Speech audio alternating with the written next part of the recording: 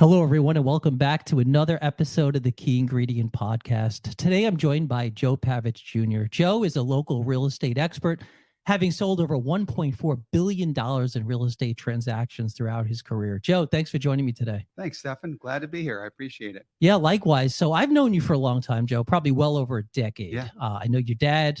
I know your mom. I know your brother, Jason. I know the whole family. And so this has been a long time coming. So I'm glad we get to tell and share your story today. If you don't mind, Joe, like we usually do at the beginning of the podcast, tell our listeners and viewers just a little bit about yourself, please. Thanks, Stefan. So I grew up in Calumet City in Chicago, Illinois, and, grew up there, went to a little Catholic school, and basically was trying to figure out what we're going to do for high school. And every year we would come down for typically a month to 2 months in the whole summer. And our family lived here, my uncle and my grandparents. And my parents always said, one day we're going to come to Florida. And, we lived in a small town. It was great. Kids, we'd ride our bikes every day. There was a baseball field close by. I loved where I lived. And I didn't really want to make the move. And as we got closer to 8th grade, my mom and dad said, Joe, maybe 8th grade summer. And at that age, I started getting more excited because we started coming down to Florida more often. And I started developing some friends down here. And 8th grade summer comes along and my parents go, all right, we're getting out of here. So they chose Estero, Florida. At the time, the population was 800. There was hardly anything there. They wouldn't even deliver pizza to our house. We had to meet them in Fort Myers. How many years ago was this roughly? What year would you say? That was about 1989. Okay. Yeah. Okay. So it was very small. It was a small town. We loved it. And then I went to Estero High School. And we were one of the first graduating classes of Estero High School, Wow. Which was 93. And it was just a small town. There wasn't a lot going on down here. So after high school, I got my first job. I went and worked in the mall at Burdines. Remember Burdines? I do. It's now Macy's. Yeah. Worked there for a little bit. Then I went to Walgreens, worked at Walgreens. I was just trying to find my way. And I got an opportunity because my mom worked at Enterprise Rent-A-Car. And she says, Joe, you should come and talk to our boss. They all know us because my mom, Italian, Croatian, brags about her kids, thinks their kids are the best, which, we are. Sure. Yeah, of course. So I got a job at Enterprise Rent-A-Car, and I started working my way up the corporate ladder. I started off as a management trainee and worked my way up. And how old were you at that time? At that time, I was, 21. Okay. And it was a great career. I loved it. I was probably actually about 20. Loved it. Worked there for about 4 years. It was kind of cool because it gave me the first opportunity to start sort of manage my clients, just make decisions, which was kind of cool. Sure. I have one of my good stories was I had one of the car dealerships called us up and said, hey, we need a car from you. We're going to give you a chance. Here's your chance, because they never used Enterprise at the time. I picked up the phone and I was waiting for this call. I mean, this is from a big car dealer locally. And I looked at my car lot and there's not one car.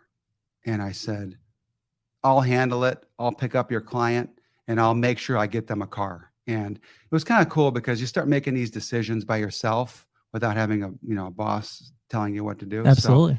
So I remember it was an important client to me. They had a town car, big car, and all I had was this damaged little Civic. It was in trouble. I wasn't even supposed to be driving it. So basically I went there, I picked up the client and I said, this is not your car. Don't worry. I said, where are you going? He says, I'm going to play golf. I said, I'm going to take you to the golf course. I said, where are you playing at? And he told me, I think it was Pelican Bay. I dropped him off at the golf course and I knew that I had 4 hours to find this guy a car. And I did, drove back, delivered a car, made the owner of the dealership happy. And, you start developing these relationships and all of a sudden we became the only company that one car dealer used. So Wow. For me, I thought that's pretty cool, to be able to make my own decisions in that. And at that point I was, probably 2 or 3 years into my career. And my dad at the time was in real estate. And he always would say, Joe, get your license. And at that time, I mean, Stefan, real estate was unheard of. I mean, nobody sold real estate. Well, and down here, like you said, a lot of people, I mean, it wasn't quite discovered down here like it is now, right? Is that fair to say? That's right. Okay. I think there was about 20 realtors at the time. Okay. And I remember when I went to my boss and I said, I would think I'm going to change careers. He says, well, what are you going to do? I said, I'm going to sell real estate. I mean, they looked at me like I had three heads. Sure they did. They Yeah. said, real estate, what are you going to do? Sit open houses every day? I said, well, maybe. Sounds kind of, in my head, I'm like, that does sound pretty boring. Yeah. When you're They in your make you young second 20s. guess that a little bit. Sure. Young 20s and open houses on the weekends. All my friends are doing their thing and Yeah. going to the beaches, and I'm sitting in open houses. So I said, yeah, I'm going to do it. I'm going to make it work. So I would say for about the first 6 months to a year in real estate, my father, my dad. Yeah, sure. Everybody knows give you your the shirt dad. off his back for sure. So great. He's give me numbers of people, call them, give me clients. And I hadn't really developed my own real business yet. And I wanted that so bad. And one of the first times I went into a listing appointment, I had all this paperwork, listing agreement, seller's disclosure, all ready to go. And I went in and I said, yeah, I'm here to meet you. My dad told me to come over, and we start talking about the house. And the guy was very happy, and he says, all right, Joe, let's go. So I pulled out my, my packet, and he says, get that out of here. He says, I know your dad. I know you.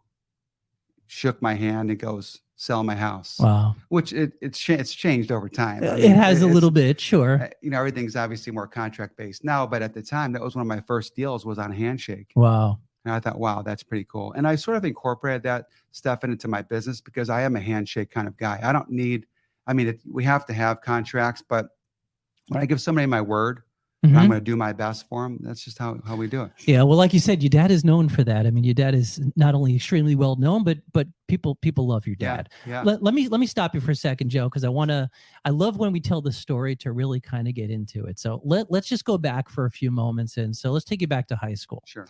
What were you like in high school? I mean, did you play sports? Were you entrepreneur? Were there signs of entrepreneurship back then when you look back? Because usually, I could say for myself, when you're in that moment, you don't necessarily see it. But when you look back, maybe you do see some glimpses of what might have, become from that. So, well, when they ask you what you want to do in high school, you don't really, you kind of go a direction, but you don't really know if it's going to work.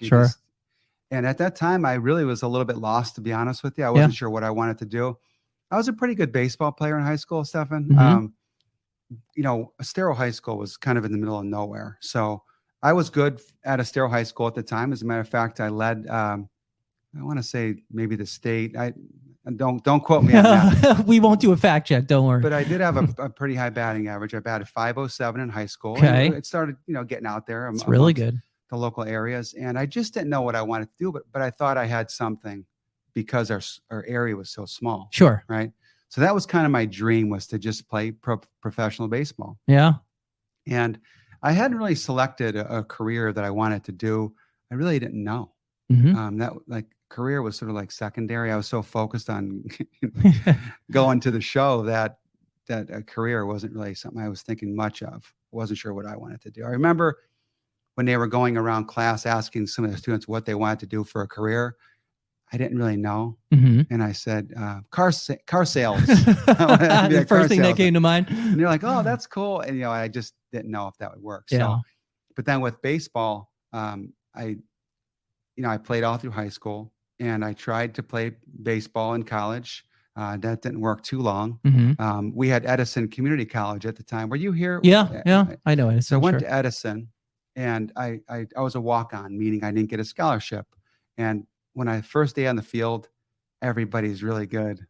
Everybody's got a scholarship. Sure. I'm kind of a walk-on. I'm a freshman, and I'm trying to compete for positions of kids that are, more talented in a lot of areas than I was. So I thought, wow, this is crazy. So I'll never forget, about halfway through the season, my college baseball coach sat me down, and he said, Joe, you're not going to believe, the conversation that we're going to have, but he goes, I think down the road it's going to help you.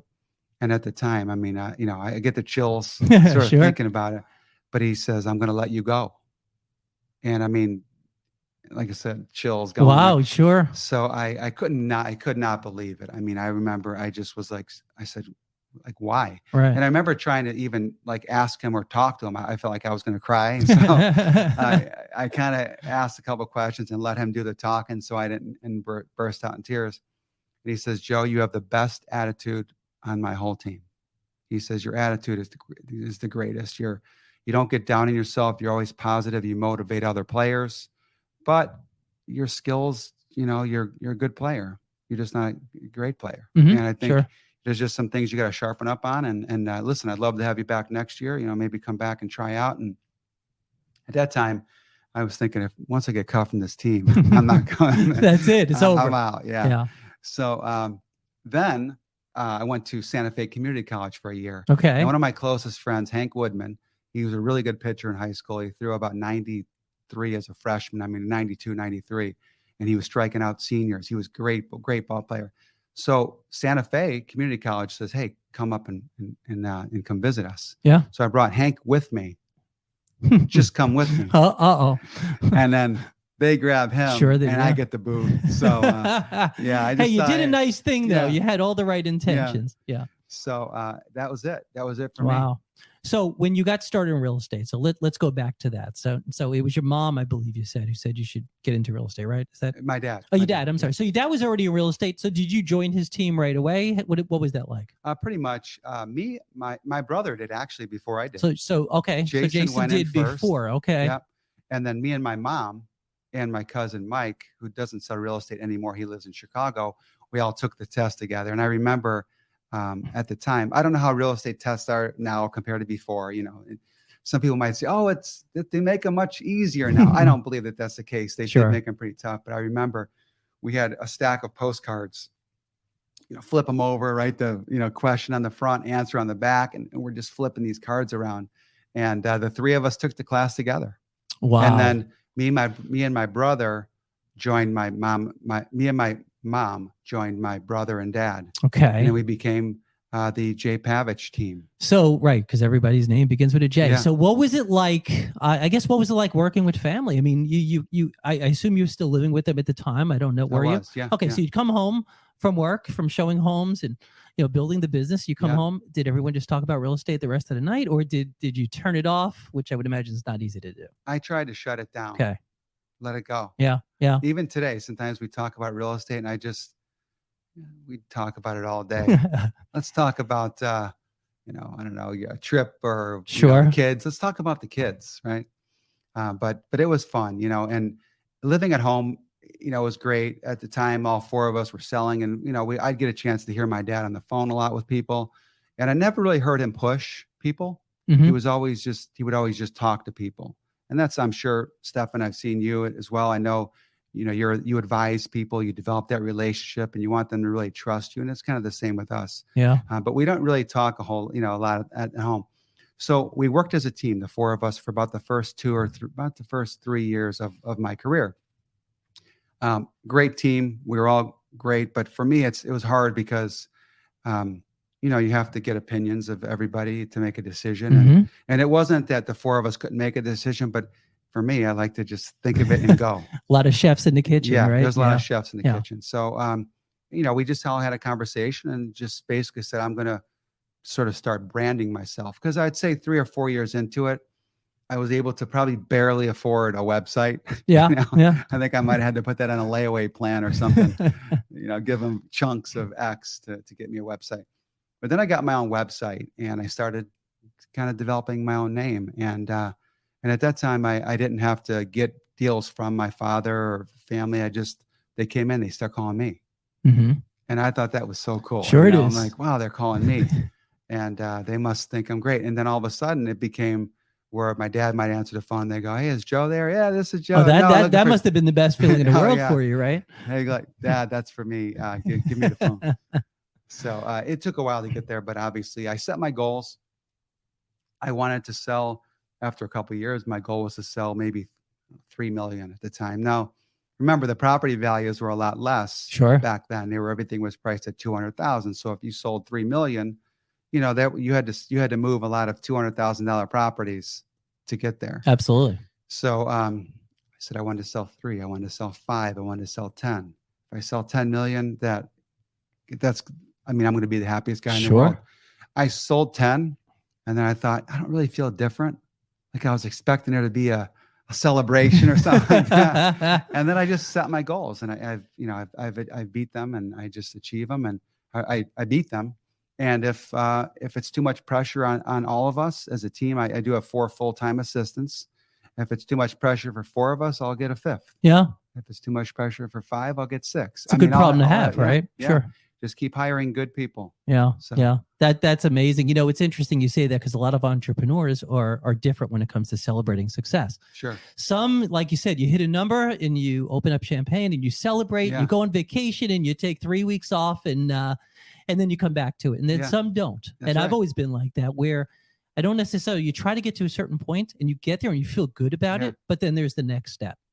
And for me, and you tell me what you think, but I think a lot of that is keeping the momentum, right? Because once you stop and you celebrate too long, momentum's gone. That's right. And momentum is a big thing. Yeah. Yeah. You're right. You're in first place in the race. You kind of slow down, you look back and go, oh my God, I better speed up, man. These second and third place is passing me up. So that's just the way it goes. You know, you just want to just keep going. I've never been one to really feel like I achieved what I wanted to.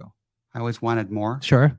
So it's kind of a cool thing. You just keep pushing. Well, not to make this like a psychiatric, evaluation or whatever, but when you look back, and I said, when we look at how we grew up, I mean, so you're an athlete, right? When you look at athletes and you look at entrepreneurs, there are a lot of similarities, right? There's discipline, right? There's the work ethic. They keep going, right? They don't celebrate. So when you look back, I mean, you could see some of those traits. We just don't know they're there at the time. So you were pretty fortunate. So you had your family, you started with them in the business. What were some of the things you'd say you learned from your mom and your dad? Hearing them on the phone all the time. all the time, yeah. Talking to people. I was able to kind of listen to, the way my father or my mom would talk to people. And they would just listen, and they would not be talking over people. My dad was always pretty calm and cool. I mean, sometimes, hang up the phone. And, no, I'm kidding. But I just saw how cool they were with people, especially as my dad started first. So he was sort of my mom and dad are obviously my mentors, but my dad was in it first. So I heard him years before I heard, my mom. At the time when my mom was in it and my brother, we were all in the business a little bit around the same time. My dad was already a legend, so, but he was just cool. And I remember just never pushing somebody to make a sale to buy something that day was always a big thing, like advising them to buy the right properties. One thing my mom and dad always say is that they don't really push or sell to sell, they advise. And that's really gone around, and I'm sure hopefully my kids will say that I'm the same way, and I know I am, is that if I don't like something, I tell them, Stefan, I know you want to see this house. Let's go take a look at it and see. I'll give you my opinion, but I think I could do better for you than this house. I don't think it's checked all the boxes.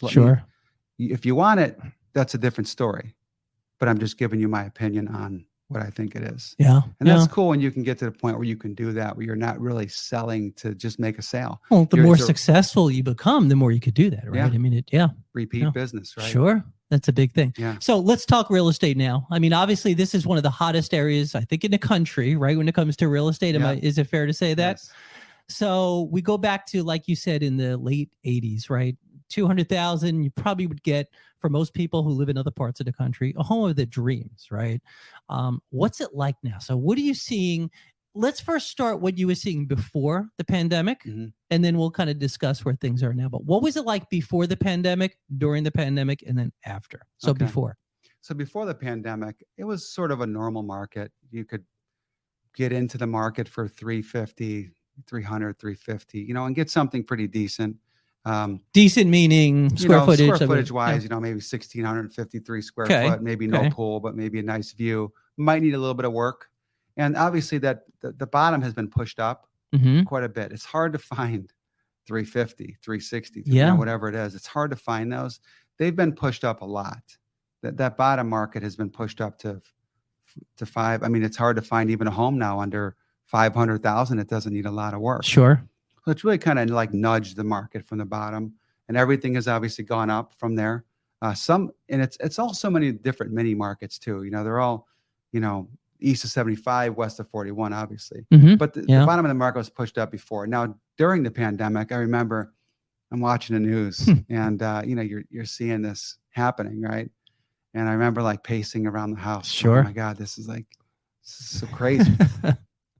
And I remember a doctor, a friend of mine, I was sitting with him. We went to grab lunch, and I was trying to sell his property during that time frame. And it sold just before the pandemic, obviously before the prices kind of went up. Of course. But he says to me, he says, you can't see COVID, but COVID can see you. Mm-hmm. And that was during the pandemic. Sure. Right? And I heard him say that, and I thought, that sounds pretty scary. So during that time frame, I've never been one to look at the negatives. Mm-hmm. That's why, I connect with you Yeah, because yeah. I know you're the same way. I never looked at the negatives, even like during the crash, the Great Recession. I didn't really look at the reasons why somebody shouldn't buy. I always try to focus on the best. So I did pretty well through the pandemic, but a lot of realtors did good through that time too. So, people would ask me what I sold, and the real estate market's so hot. Everybody's in real estate, and everybody's getting into real estate during that time frame. So I'd say during that time was a little weird because a lot of sellers didn't really, and they could stick a sign in the yard, and it would sell. No problem. Sure. And they didn't, a lot of them weren't using real estate agents, and maybe they'd hire the neighbor who just literally passed their license passed their test to get their license. So it became a little easier during that. Mm-hmm. But just like anything, I mean, now it's back to work again. Sure it is. Now sure it's time to grind. Well, you mentioned the Great Recession, so similarities, right? Before the Great Recession, it was booming, right? Great Recession happened here. It was pretty bad. I mean, you and I were both here for that, obviously, and that was pretty significant. So, right, so COVID happened. So I'm assuming at the beginning of COVID, like everybody, I mean, business was it's probably stopped to some degree at the very beginning. It did, right? That's when I was pacing. And that's right. I say that's a scary time. So then all of a sudden the demand picks up. Like you said, everybody wants to be here. So now, where are we now? Now it's like a very interesting period of time down here. So everybody, and this is just my take on the time during the pandemic, but I think people were locked up for so long, not able to go anywhere when they opened up the floodgates. Everybody came running out. I'm going to get down to Florida. I'm going to work remotely. And then now it's different because now the inventory has built up a little bit. If a home went from, let's just say a home went from 2 million to 3.2. Mm-hmm. Some have gone a lot higher than that. I'm just being conservative. But they went up that high very quickly, right? A lot of people didn't really want to sell during the pandemic or after the floodgates were open because they said we had nowhere to go. Yeah, sure. Now, what's happening with the market is now they have somewhere to go. Prices have come down a little bit. So people didn't have anywhere to go, but they couldn't really sell or buy. There was nothing available. Sure. So now there's inventory. I think as a buyer coming into this market or a seller, it's easy to sell and buy. It's much easier because during the pandemic, you could sell your house, but then you might be homeless. Well, like you said, where do you go? Yeah. I mean, that was the problem. Yeah. People always, I hear, clients obviously say that where, home prices are so expensive, but it's all relative, right? Because they're going to get more for their house now. Yeah. Right. Yeah. So am I right in saying that? Yeah, absolutely. So right now, a lot of there's a lot of rentals on the market right now. A lot of people have put them up, and a lot of people put them up really, really high because they knew that people after Ian needed properties. I was just going to say that after the hurricane. Sure. So I try to be really fair, Steph, and I got a lot of calls from people after Ian, and they said I wanted to rent out my property, and I would see rentals out there for $15,000 for like 3,000 feet. I thought, so I was just going to say, so let's just clarify that for anyone who doesn't know the area. 3,000 square feet, 15,000 a month. Yeah. Correct? Rental. Yeah. I mean, really, when you let that sink in, should be 5, right? But 15. Yeah. And they're getting it. Or sort they were. Sort of. Yeah. Okay. But they were trying to, but a lot of people weren't going that. I mean, that's like, sure. Maybe if it was at 8, they might have paid 6 or 7, but I would see that happening. And I thought, these people that their homes got damaged, let's get them in. They had nowhere to go. Yeah. Right. So I literally after Ian, I started working. That's a whole that's another hour. That's podcast that's we'll do that. But so let's stay on rental for a second because that's an area I don't know a lot about, but I hear people mention things. So I want to clear some myths here. Sure. So is the rental market down here? I mean, where is it now? Is it still pretty expensive? Because people mention, listen, I'm from New York, right? So you hear Manhattan, it's so expensive, and we know it is, or LA or Chicago, whatever it may be. but our rental prices are starting to sound a little bit like those places. Is that correct? Yeah, they're getting there. I mean, even like in Manhattan, if you wanted to be in the city, Yeah. 1 bedroom might cost $3,000. So Mhm. it'd be expensive Sure. per foot on a rental. Well, right. Right. We're not quite there yet. Mhm. But there is some options for people now. I think if they're not ready to buy and they sold their house yet, they can look online. There's a lot of places available. You have seasonal, annual, and you have off season. So we just welcome, like on my listings, don't do a ton of rentals, but I have Mhm. some, and we just do all three. And anybody that comes in the door, if they want a 6-month rental, fine, we'll rent until the end of the year. Mhm. My sellers would ask me, well, why would somebody ever want a 6-month rental? Maybe they're renovating their home. It's a good Maybe point. they're coming working remotely and don't know if they want to really live here yet or not. Maybe they're waiting for the interest rates to drop. Maybe they're trying to accumulate some more savings to put down a higher amount to pay down the rate, to buy down the rate maybe. So we do them all the time, 6 months. And then if I do a rental and it's done at the end of the year, then I can clean slate. I can start January 1 with a seasonal for 4 months. And that's where you're getting, 8,000 a month, 10,000 a month, whatever they are, you rent that out. So there's a really good system. Interesting. And when we're working with buyers, a lot of them want to rent out their homes if they're not here. And we could I can tell them, here's what it will rent for, and I'll help you do that. Which I got to put my money where my mouth is, right? Sure. If I sell them something and I give them an accurate number, and they give the listing to me, it's not going to be a fun conversation. So Yeah. we take them.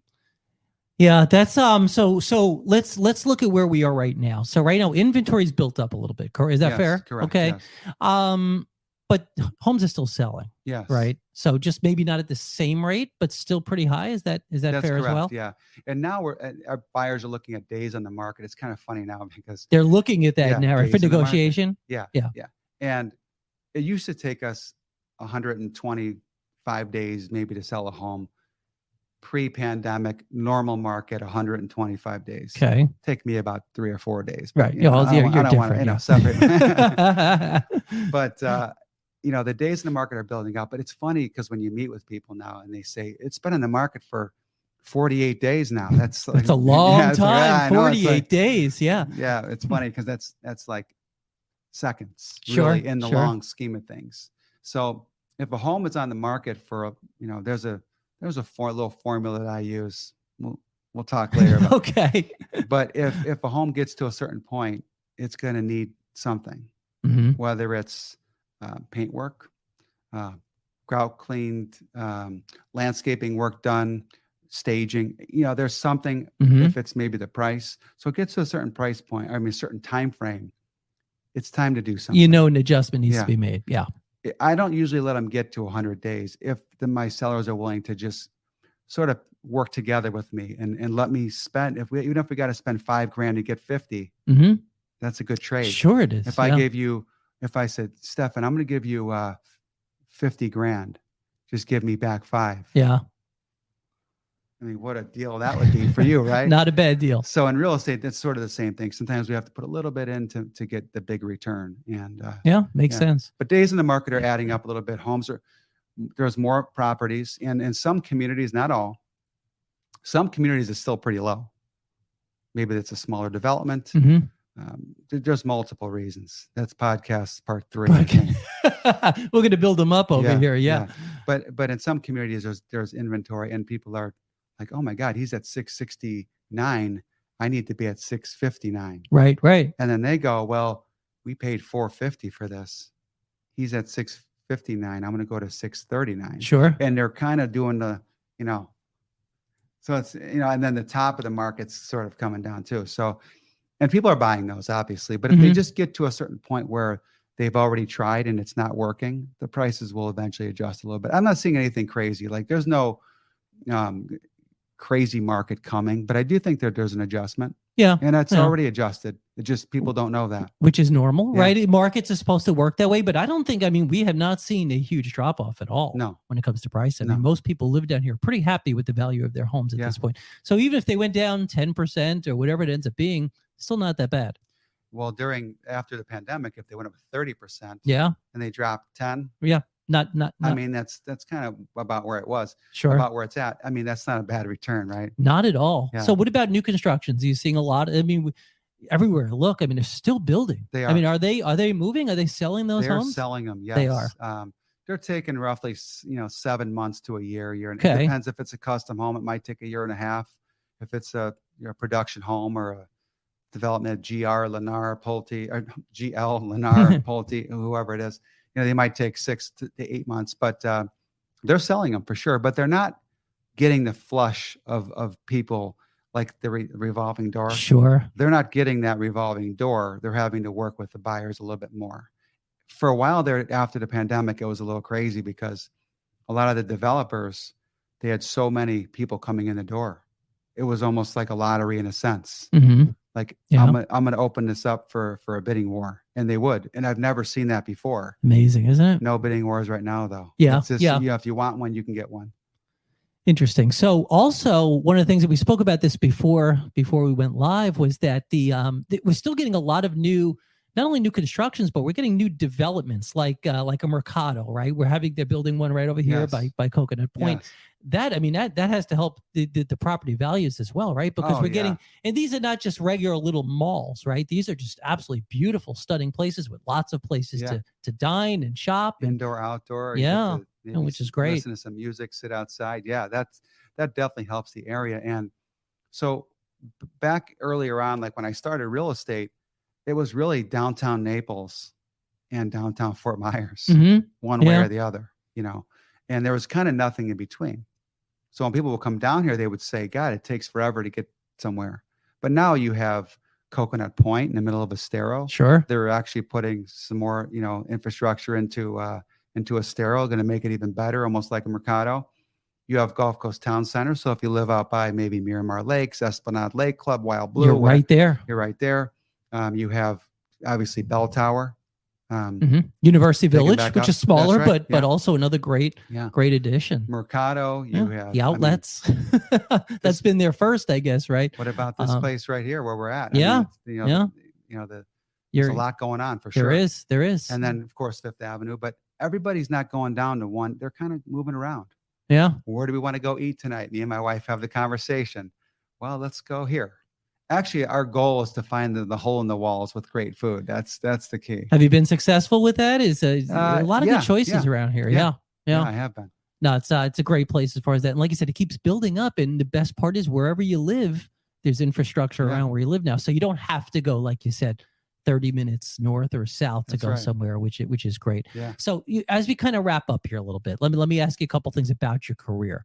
So I guess we mentioned what you learned from your parents. What would you say was the most difficult part of working within a family? So anyone listening who's going to join a family business or work with their family, what's probably the toughest part about that? Well, you have different personalities, different motivation. Some people want to work harder, want to work smarter, lesser. Everybody's just different in any family, right? A lot of people come up to me and said, how do you work in the same office as your family? Is that hard? I'm like, not really. It's actually pretty simple. We all do get along very well. Well, you have a great family. Yeah. Thank you. Yeah. But I would say, all follow the same rules that you started with. When your first initial meeting with your family to talk about how you're going to do it, don't change it. Sure. Just keep it. Just keep your word. Yeah. Yeah. If people go into a development where my father, mother, brother specialize in, that goes right to them. So, okay. Which is great. Nothing to do with it. Yeah. That's my brother. That's my dad. That's my mom. So, and same thing with them.